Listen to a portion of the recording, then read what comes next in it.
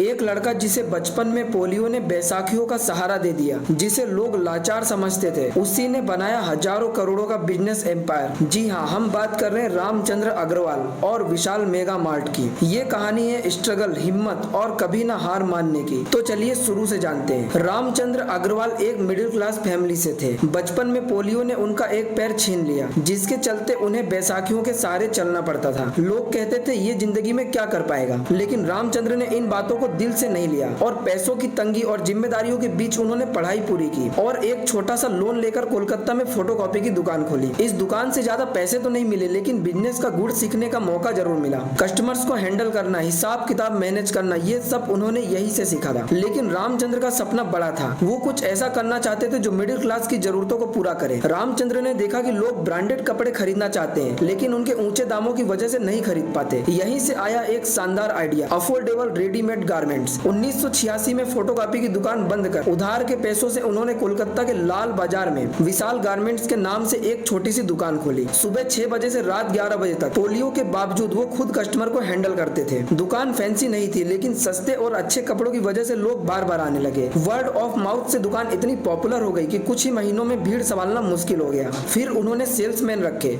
और अगले 15 साल तक इस दुकान को पूरी मेहनत से चलाया। इस दौरान उन्होंने रिटेल इंडस्ट्री की बारीकियां समझी और मिडिल क्लास कस्टमर की जरूरतों को पढ़ लिया। अब सब कुछ अच्छा चल रहा था, लेकिन 2001 में कोलकाता में ट्रेड यूनियंस का दबाव बढ़ गया। दुकान में दखल, कर्मचारियों को भड़काना, बार बार सैलरी बढ़ाने की मांग, ये सब रामचंद्र के लिए परेशानी का सबक बन गया था। प्रॉफिट मार्जिन पहले से कम था और ये दबाव बिजनेस को और मुश्किल बना रहा था। आखिरकार उन्होंने कठिन फैसला लिया, दुकान बंद कर दिल्ली शिफ्ट होने का। ये आसान नहीं था। कोलकाता जहां उनका बचपन और जवानी बीती, उसे छोड़ना इमोशनल और रिस्की था, लेकिन रामचंद्र जानते थे कि रिस्क के बिना ग्रोथ नहीं होती है। दिल्ली में उन्होंने विशाल रिटेल लिमिटेड की नींव रखी। उनका विजन था मिडिल क्लास को ब्रांडेड जैसा एक्सपीरियंस देना, लेकिन होलसेल के दाम पर। दिल्ली में विशाल रिटेल ने एक नया कॉन्सेप्ट पेश किया, कपड़े, grocery, kitchen items, home decor, सब कुछ एक ही छत के नीचे। कस्टमर्स को ये कॉन्सेप्ट इतना पसंद आया कि स्टोर्स में भीड़ लगने लगी। विशाल ने एग्रेसिव एक्सपेंशन शुरू कर दिया, बड़े शोरूम, सस्ते दाम और यूनिफॉर्म स्टाफ। छोटे शहरों में ये सब बिल्कुल नया था। 2006 तक विशाल रिटेल देसी वॉलमार्ट बन चुका था। 2007 में कंपनी का आईपीओ लॉन्च हुआ, जो पहले दिन ही 70% ऊपर लिस्ट हुआ। कंपनी का रेवेन्यू 6000 करोड़ पार कर गया और 50+ स्टोर्स के साथ विशाल रिटेल इंडिया का नेक्स्ट बिग ब्रांड बन गया। लेकिन तेज ग्रोथ के साथ एक बड़ी गलती भी हुई। एक्सपेंशन इतना तेज था कि बैक एंड सिस्टम जैसे कि लॉजिस्टिक और इन्वेंट्री उस स्पीड को नहीं संभाल पाए। कंपनी लोन और उधारी पर चल रही थी। फिर 2008 में ग्लोबल फाइनेंशियल क्राइसिस ने सब कुछ बदल दिया। स्टॉक मार्केट क्रैश, बैंक्स ने लोन देना बंद किया और कस्टमर ने खर्च करना कम कर दिया। विशाल रिटेल को 750 करोड़ का नुकसान हुआ। कई स्टोर्स पर बिजली बिल तक नहीं भरे जा सके। 2010 तक कंपनी लगभग खत्म हो चुकी थी। रामचंद्र पर फाइनेंशियल, इमोशनल और लीगल प्रेशर बढ़ता गया। आखिरकार 2011 में उन्होंने कंपनी को टीपीजी कैपिटल और श्रीराम ग्रुप को सिर्फ 70 करोड़ में बेच दिया। और तो और नए मैनेजमेंट ने रामचंद्र को कंपनी से बाहर कर दिया। लेकिन रामचंद्र ने हार नहीं मानी। उन्होंने बचे हुए पैसों और 10 करोड़ का लोन लेकर 2012 में जमशेदपुर में V2 रिटेल शुरू किया। इस बार उन्होंने पुरानी गलतियों से सीखा, कोई जल्दीबाजी नहीं, प्रॉपर मार्केट रिसर्च और मजबूत सप्लाई चेन। 2024 तक V2 रिटेल के 150+ स्टोर्स और 5600 करोड़ का बिजनेस एम्पायर बन चुका था। उधर विशाल रिटेल का नाम बदलकर विशाल मेगा मार्ट हुआ। नए मैनेजमेंट ने स्लो और स्टडी ग्रोथ, कॉस्ट कटिंग और टियर 2 टियर 3 शहरों पर फोकस किया। 2018 में केदारा कैपिटल्स और पार्टनर्स ग्रुप ने इसे 5000 करोड़ में खरीदा। कोविड में ऑनलाइन डिलीवरी शुरू की और 2024 में इसका आईपीओ 27 से 28 गुना ओवर सब्सक्राइब्ड हुआ। आज विशाल मेगा मार्ट के 600+ स्टोर है। तो दोस्तों, रामचंद्र अग्रवाल की कहानी हमें सिखाती है कि स्ट्रगल, फेल्योर और मुश्किलें जिंदगी का हिस्सा है, लेकिन अगर हौसला और मेहनत हो तो कोई भी नामुमकिन काम को मुमकिन किया जा सकता है। आपको ये कहानी कैसी लगी कमेंट में बताइए और ऐसे ही प्रेरणादायक स्टोरीज के लिए चैनल को सब्सक्राइब करना ना भूलें। मिलते हैं नेक्स्ट वीडियो के साथ, तब तक के लिए।